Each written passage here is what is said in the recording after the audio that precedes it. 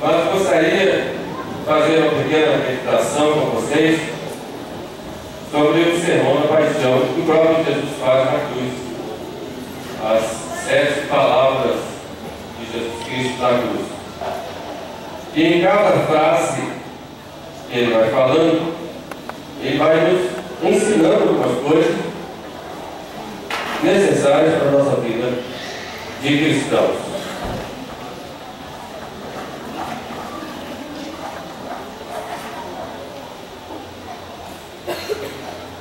Na primeira palavra, Jesus diz: Pai, perdoai-lhes, porque eles não sabem o que fazem. Está em São Lucas, no capítulo 23, versículo 34. Segundo a narração de São Lucas, esta é a primeira palavra pronunciada por Jesus Cristo na cruz. Jesus na cruz está envolvido em um mar de insultos, de blasfêmias, de deboches, que fazem passar pelo caminho o chefe dos judeus, os malfeitores que foram crucificados com ele e também os soldados. E todos, zombando dele, dizem: se és o Filho de Deus, baixa, desce da cruz e nós vamos crer em ti. Colocou a confiança em Deus e ele o liga agora se o ama. A humanidade inteira estaria representada por aqueles homens. E a humanidade inteira vai contra Jesus. Jesus fala: vocês me deixarão só, e a verdade, a humanidade inteira deixa Jesus só. Negaram a ele até o consolo de morrer com dignidade. E apesar de tudo isso, Jesus diz: Pai, perdoai-lhes, porque eles não sabem o que fazem. Essa frase de Jesus se dirige não só aos que estavam ali presentes, como também a todos nós. O que é um pecado, senão uma recusa ao amor misericordioso de Deus para conosco? Deus vem ao nosso encontro e nós recusamos esse amor. Isso é um pecado. Então Jesus faz esse pedido ao Pai de perdão para nós também. Por isso, hoje, na Sexta-feira Santa, a nossa primeira atitude deve ser uma atitude de arrependimento por tantos pecados cometidos, por tantas recusas que nós fizemos e por tanto desamor a Deus. Pai, perdoai-nos. O Pai nos perdoa. Nós nos arrependemos. Então, que todos saiam daqui decididos a mudar de vida. Vindo da procissão, eu lembrei de São João Vianney, quando fazia o seu sermão para o povo, na sua paróquia.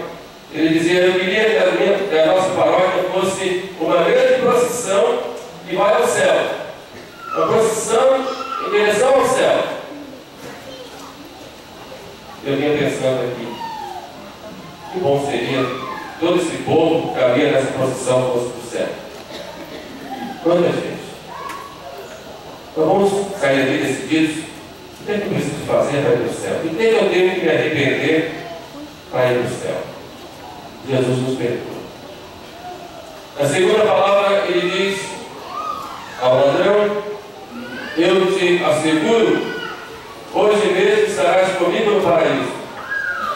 Lucas 23, 43. Sobre o Monte Calvário havia 3 cruzes. E o Evangelho diz que junto a Jesus foram crucificados 2 ladrões. O sangue desses 3, Jesus e os 2 ladrões, desciam sobre a terra e formava como que um charco naquela terra do monte. Mas, como diz Santo Agostinho, ainda que para os 3 a pena foi a mesma, no entanto, cada um morreu de uma maneira distinta. Jesus morreu para a nossa salvação. Um dos ladrões morreu maldizendo, blasfemando o seu próprio destino e blasfemando contra o próprio Cristo. E o terceiro morreu se salvando. Um dos malfeitores dizia: tu não és o Cristo, salva-te a ti mesmo e a nós. Tendo ouvido isto, que insultavam a Jesus, ele tinha podido ler também no que estava escrito na cruz: Jesus Nazareno, rei dos judeus. Mas ele se desesperou e gritava com raiva contra tudo e contra todos, inclusive contra o próprio Cristo. Nós não entendemos a cruz e gritamos muitas vezes, mas o outro malfeitor se sentiu impressionado ao ver Jesus. Certamente ele já tinha visto muita gente morrendo, era um malfeitor, mas via que Jesus estava morrendo em paz, e não era deste mundo. Ele tinha uma paz cheia de mansidão, era diferente de tudo aquilo que ele tinha visto. Inclusive, ele pôde ouvir Jesus perdoando. Isso não era comum, ele nunca tinha visto. Então ele olha para Jesus, tanto quanto era possível, e se enche de vida, mesmo na morte de Jesus. Essa morte era para trazer a vida, ele se enche de vida e diz para Jesus: Jesus, lembra-te de mim quando estiveres no teu reino. Ele se lembrou de improviso e havia um Deus que podia trazer a paz. E ele então pedia ao pobre na porta do seu Senhor. Quantas súplicas nós fazemos aos homens e poucas súplicas fazemos a Deus. E Jesus, que não havia falado nada quanto ao outro ladrão que o injuriava, volta a cabeça para aquele homem e diz: eu te asseguro, hoje mesmo estarás comigo no paraíso. Jesus não prometia nada de terreno, ele prometeu a vida eterna. Ele não deu nada aqui na terra, ele deu-se a si mesmo para aquele homem. Hoje mesmo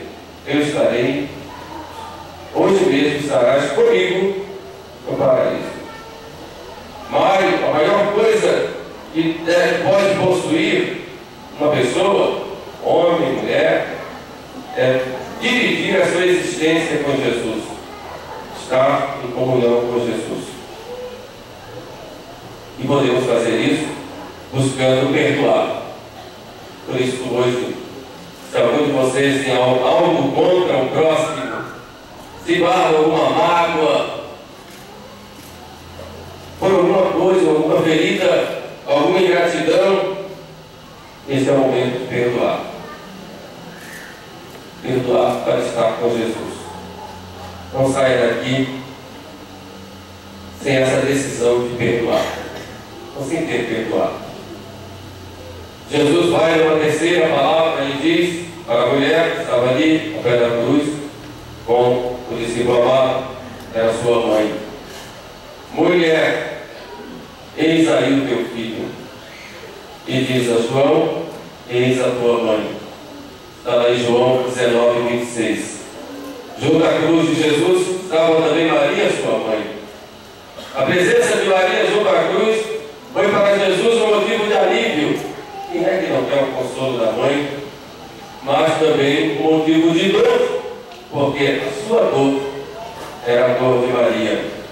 Teve que ser um consolo ao se ver acompanhado com ela. E ela, por outro lado, era o primeiro fruto da redenção.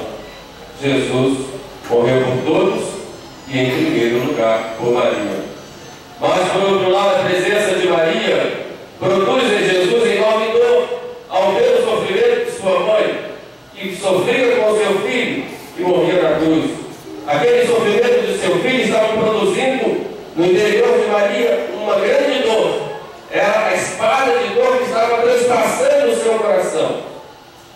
E essa espada de dor fizeram de Maria participante da redenção. Maria se torna co-redentora. Era a presença de uma mulher frágil, viúva já há alguns anos, segundo se faz pensar, estudando a Sagrada Escritura, e que naquele momento ia perdendo seu filho. Jesus e Maria viveram na cruz o mesmo drama que vivem muitas famílias, tantas mães, tantos filhos, que se reúnem muitas vezes na hora da morte. Ao ver Jesus ali, sua mãe, presente ali junto à cruz, ele certamente lembrou dos tempos de Nazaré, dos tempos de Caná, em Jerusalém, sobre o seu regaço. Ele havia ouvido tantas coisas e até aprendido de Maria tantas coisas. A ser um bom judeu, a cantar, Shema Israel, Senhor é teu Deus, não terás outros deuses diante de ti. Aí na Páscoa em Jerusalém, a viver em Nazaré, no trabalho, na intimidade dos corações, da mãe, do filho. 33 anos depois estava ele ali, e vendo a sua mãe, uma espada de dor transpassando a sua alma, igual a mãe que não sofre a perda de um filho. Só uma mãe é capaz de entender. Jesus olha para ela e diz: mulher, eis o teu filho. Então, evidentemente olhando em relação a João, mas em João estava ali toda a humanidade. Estavam os remidos pelo sangue de Jesus. E diz a João: eis a tua mãe. Essa mesma frase Jesus diz hoje para nós. Nós temos uma mãe, e esta mãe é Maria. Isso deve nos levar um grande amor a Maria Santíssima, um amor como mãe que consola, como mãe que ampara, como mãe que conduz a Jesus Cristo. Aprendamos então nesta frase de Jesus a não só reconhecer Maria como nossa mãe, mas amá-la. Amor carinhoso. Nós exaltamos tantos personagens da Bíblia, filmes que fazem homenagem a personagens: José do Egito, Salomão, Davi. Então, alguns até tiveram uma vida mundana, muitas vezes. Deram um mau exemplo, o Salomão, o próprio Davi. Pois se arrependeu, mas deu um mau exemplo. Muitas vezes as pessoas têm escrúpulos de falar de Maria. E é a mãe do Filho de Deus, feito homem, a mãe de Deus. Não tenhamos um grande amor a Maria Santíssima. Na quarta palavra, Jesus se dirige ao Pai: meu Deus, por que me abandonaste? Está lá em Mateus 27:46. Quase 3 horas da tarde, no Calvário, tudo escuro, e Jesus está fazendo os seus últimos esforços para respirar, para ir sofrendo, aproveitando, podemos dizer, cada momento de dor para salvar a humanidade. Mas sentia muita dor, dificuldade de respirar, perda de sangue, estava perdendo. Os últimos esforços para chegar um pouco de ar nos pulmões, os seus olhos estão todos manchados de sangue, suor, cusparadas, escarros, poeira. Estava faminto,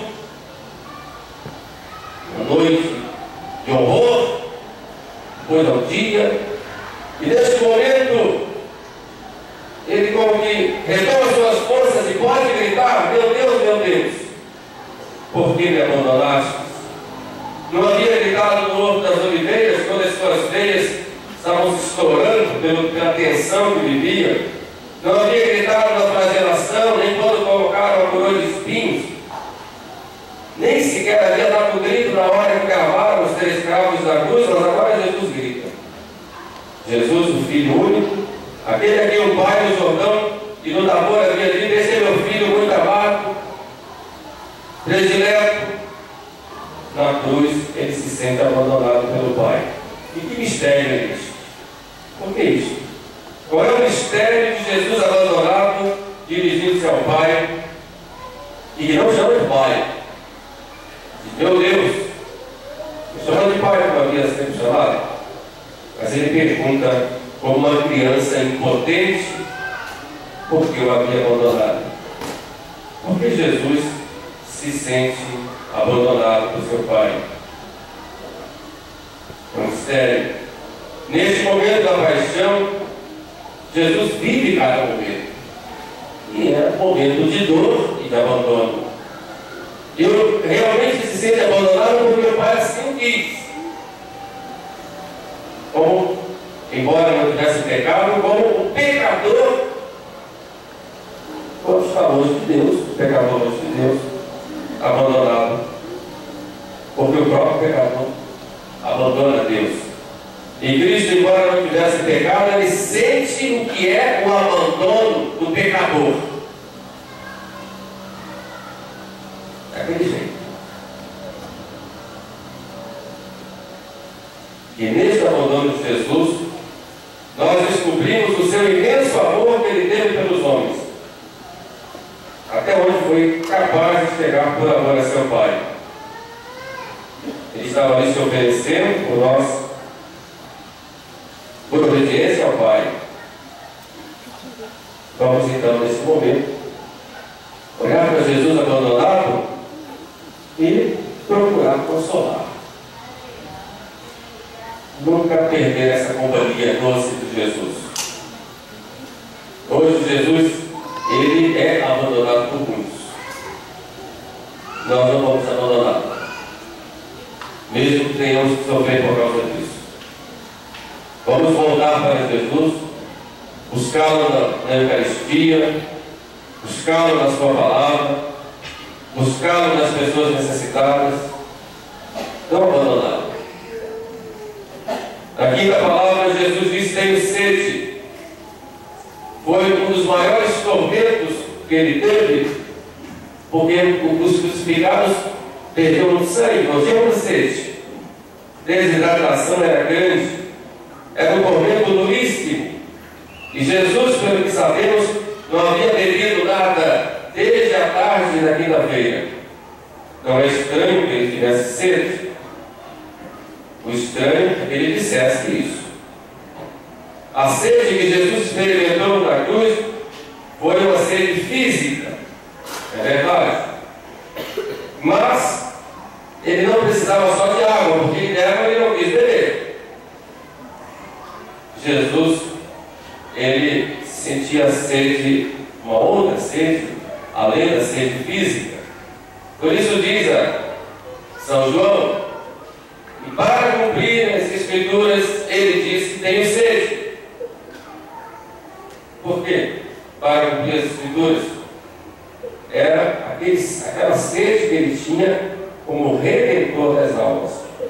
Jesus, naquele momento da cruz, quando ele está realizando a redenção dos homens, ele pedia uma outra bebida diferente de água e de vinagre que lhe deram. Por isso ele não quis. Ele já havia pedido água para a samaritana: tenho sede, dá-me de beber. Mas a água que ele pedia não era a água do poço, era a alma da samaritana que deveria se converter. Agora, quase 3 anos depois, São João relata aquela passagem e diz de novo, ele pede, ele diz que tem sede. Santa Catarina de Sena diz: a sede do corpo pode ser grande, mas é limitada. A sede espiritual, ela é infinita. Então, na verdade, a sede que Jesus tem é sede de almas, sede de cada um de nós, sede de almas. E a forma de matar essa sede é levar almas para Jesus, trabalhar para a salvação das almas, ir a Jesus e levar para Jesus muita gente.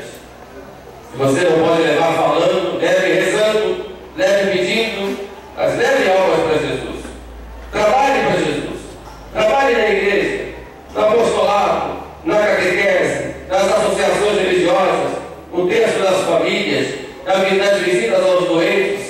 buscando almas para Jesus. Fale de Jesus para as pessoas. Fale dessa grande alegria de tê-lo como Senhor e participante de sua vida. É o apostolado. É matar a sede. Na sexta palavra, Jesus diz: tudo está consumado. João 19, 30. Estas foram as últimas palavras pronunciadas por Jesus na cruz. Essas palavras não são as palavras de um homem acabado. Não são palavras de quem tem desejo logo de chegar no final.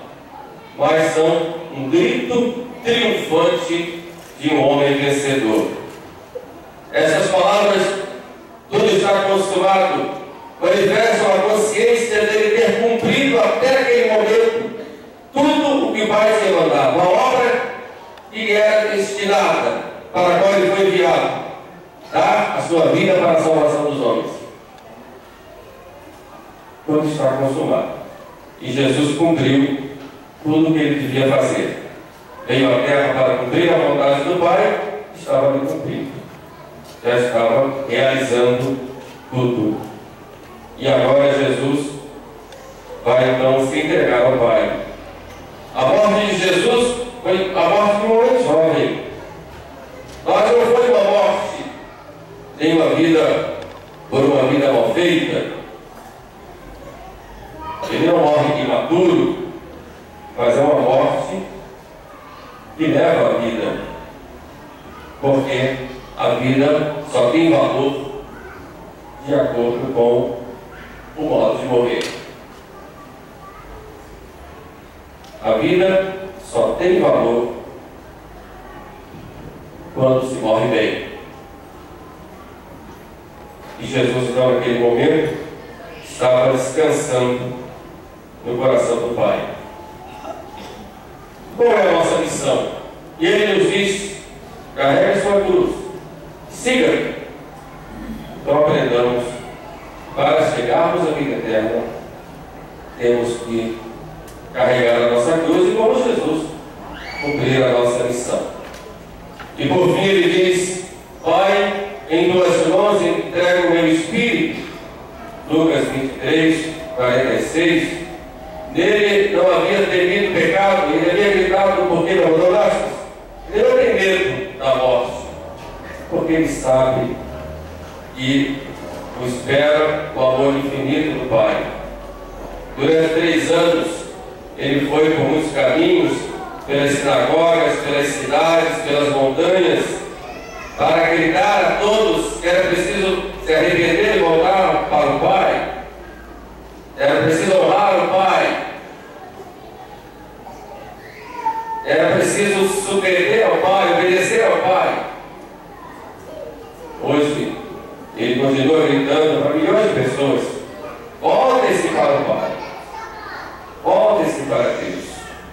Esta é a vontade do meu Pai, que todos me conheçam.